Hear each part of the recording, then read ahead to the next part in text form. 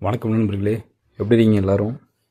இன்றைக்கி நம்ம சாணக்கியர் கூறிய ஒரு 10 தந்திர விதிகளை பற்றி தான் நம்ம பார்க்க போகிறோம்.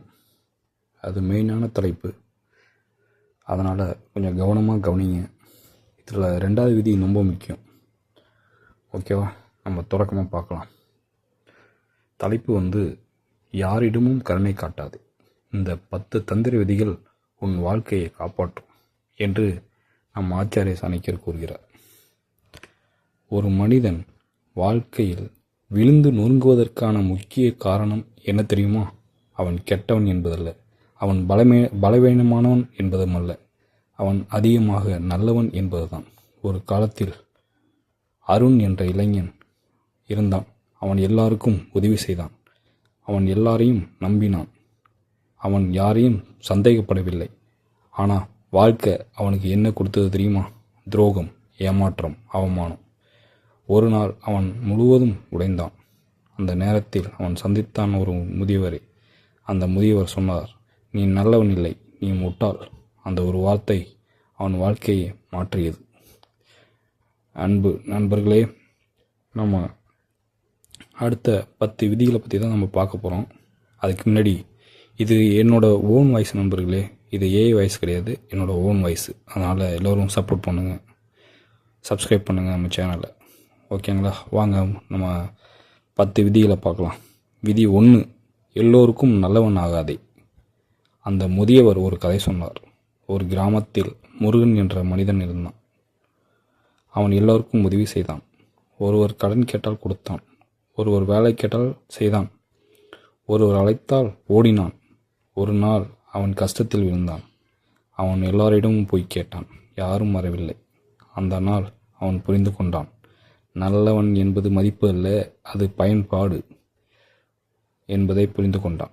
இதிலிருந்து நாம் கற்றுக்கொள்வது, நீ எல்லோருக்கும் கிடைக்கக்கூடியவனாக இருந்தால் நீ மதிப்பற்றவனாகி விடுவாய் என்று நம் ஆச்சாரிய சாணக்கியர் கூறுகிறார்.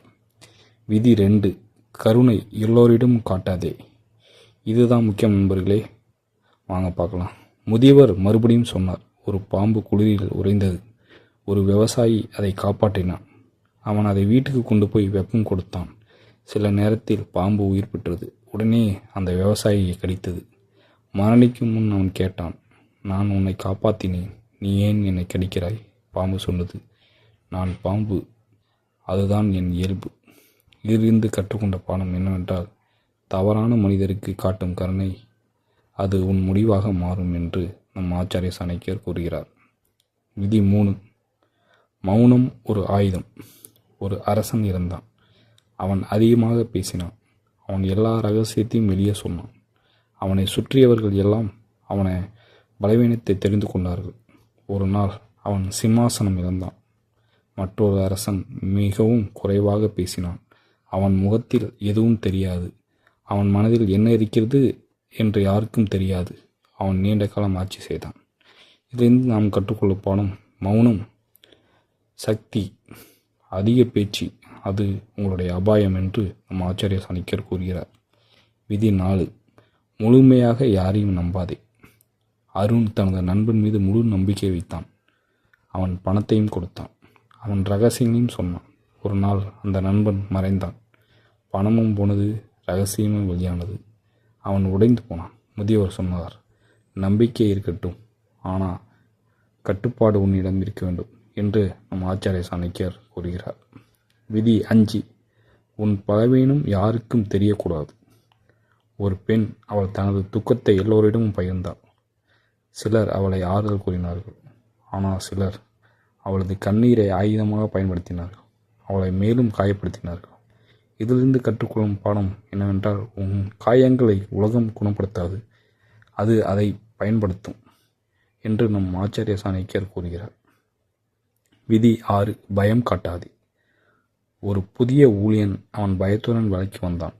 அதை மேலாளர் கவனித்தான். அவனை கட்டுப்படுத்த ஆரம்பித்தான்.